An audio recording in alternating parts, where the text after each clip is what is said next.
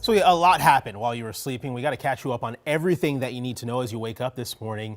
First, we have to show you what's happening down in Florida right now. You're looking at a live picture from Jacksonville along Florida's east coast. Hurricane Milton just passed through there about 60 minutes ago and is now leaving the area. Much different situation, though, here at home.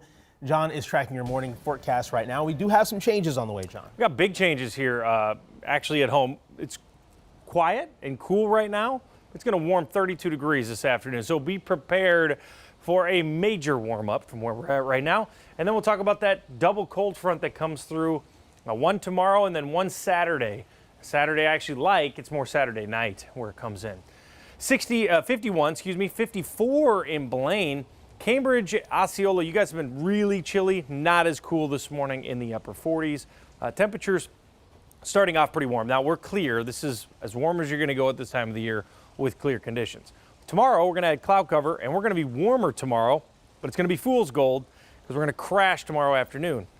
So here you go into the 70s and low 80s. Prepare for it. It's a gorgeous Thursday.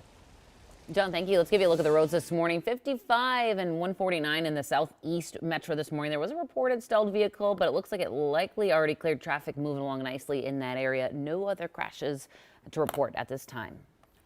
Now to a breaking story that's been unfolding over the last 6 hours in South Minneapolis. Yeah, several people are hurt and dozens are without a place to stay after a 4-alarm fire spread to several buildings there. Our Audrey Russo's on scene near Lyndale Avenue and 56th Street with the very latest. Good morning, Audrey. Yeah, Jason, Alicia, 50 people are without a home this morning. They are displaced after this fire. And I want to show you what's going on behind me. In the last 5 minutes, the fire crews have left and now the work has begun boarding up the windows of this motel. You can see some of the plywood going up on those windows. This was one of 3 buildings that caught fire last night. Fire crews tell us that they got the call around 11:30 and they found a garage, an apartment building, and this motel on fire. And officials say nearly half of the city's firefighting resources were on scene trying to battle this blaze. Still, both the apartment building and the garage are a complete loss. And this motel has a partial roof collapse. And this one stings especially because this motel was recently converted into affordable housing, serving people who recently overcame homelessness. We actually spoke to one of those residents and he told us that he hadn't even lived in the building for a year. This is just a travesty, and it looks like hell on earth, literally. You can see the building melting. I mean, it's horrible. Just a horrible state of affairs. Now, we know that 2 firefighters were brought to the hospital for some minor injuries. They're in stable condition. A resident was also brought to the hospital for some respiratory issues. We're told that that person is also in stable condition.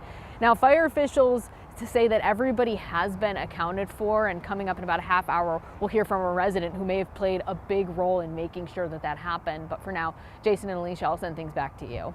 So good that they're all accounted for, but definitely a scary situation for residents there. Audrey, thank you for that. All right, now breaking news out of Florida right now. Hurricane Milton is on its way out of the state after weakening here in the last few hours. Milton hit Florida's Gulf Coast about 10 hours ago near Sarasota as a Category 3 storm. And take a look at the damage in that short window of time. This is brand new video into our newsroom from Port Charlotte, which is just down the coast from Sarasota. Water is taking over entire streets there. Let's check in with Michelle Beck, who has been tracking all the new developments overnight. Well, guys, crews are in rescue mode really all over the state right now. Take a look at what Hillsborough County Sheriff's Office has to share. These downed trees. It looks like a car partly underwater there by the tires there. Keep going down. You see the efforts from multiple crews there, as well as this video posted about an hour ago coming from the sheriff. Officials say they are clearing trees and trying to open up the roads. Take a listen. There are down power lines and trees everywhere. Please stay indoors. We'll let you know when it's safe to come out. And this brand new video shows what crews statewide are dealing with. This is Wellington on Florida's east coast. Look at that road underwater, the car having to reverse, pull back there. It's one of the areas hit by a tornado outbreak across the state. At least 27 tornadoes were reported in Florida in the last 24 hours, according to the National Weather Service. Severe weather continued into the morning. This here from Volusia County as hurricane force winds and rain pounded the area. These aren't people who didn't heed the warning. These are individuals in areas where we've never seen flooding. Never seen flooding, and to go from no flooding to 3 feet of water up over your knees, I can imagine how frightening that was for everybody here. Frightening as we can imagine. Well, that was the sheriff of Hillsborough County you just heard from this very morning. And this is what he's talking about when he says nearly 600,000 customers in the Tampa Bay area are without power. And that is why we expect rescue to be that much harder, John. We'll take it away from here, Michelle. We have these new images we want to share with folks from overnight of major damage to Tropicana Field, home of the Tampa Bay Rays. Now, Milton tore off most of the fabric covering the domed roof. And take a look inside at what the stadium looked like just 24 hours ago. The ballpark had been scheduled to host 10,000 first responders and emergency management officials. Luke Cleary is on the ground in St. Pete right now with an up-close look at the damage. I'm standing here in front of the Tropicana Field. This is where the Tampa Bay Rays play, and as you can see, the Trop is now almost entirely without a roof. That polymer compound mostly ripping off and now looking like canvas. I can only see maybe 1 or 2 sections there that are still intact.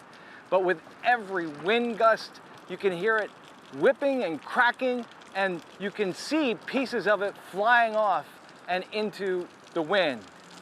There were a number of crews stationed here earlier in the week, the National Guard and linemen preparing to help out in the aftermath here. We understand local officials have told us that they moved out of here before this damage took hold and that nobody was hurt. Yeah, Wow. we know a thing or two about domed roofs being damaged here Right. in Minnesota with what happened to the Metrodome. But John, this storm was one of the strongest on record here Yes. as it was churning out there in the Gulf. It's weakened, but it's still leaving behind a path of destruction. Yeah, it is. I mean, that's Cat 3. Now, right now, Hurricane Milton is a Category 1. I want to show you what the damage of a storm like this can bring. So a Category 1 storm, you're going to see flying debris, shingles peeling off roofs, falling branches, and power outages. It's the Cat 2. You're going to start to see power grids be taken out, major damage to homes. But it's the Category 3. That step up to 2 to 3 is the major stage. This is what Milton was a few hours ago. Entire roofs blown away. We're talking about millions potentially without power. And you could actually start to see complete destruction to homes at a Category 3. Back to you guys. All right, John, appreciate that breakdown. Thank you. We're going to have continuing coverage of Hurricane Milton on KARE 11 Plus, our streaming app for your TV, including more live reports from down in Florida. So scan the QR code or go to KARE11.com/plus to learn more about how to get the app. Now to some of our other local headlines this morning. As jury selection in the high-profile murder trial of Adam Fravel enters its 4th day, we're learning it could actually take a little bit longer than expected to seat a jury. They only have 5 jurors right now, but they need a total of 17, including 5 alternates. Sources with the court tell us that they're planning to call up 11 more people for questioning today. Fravel is accused of killing the mother of his children, Maddie Kingsbury, last year and hiding her body.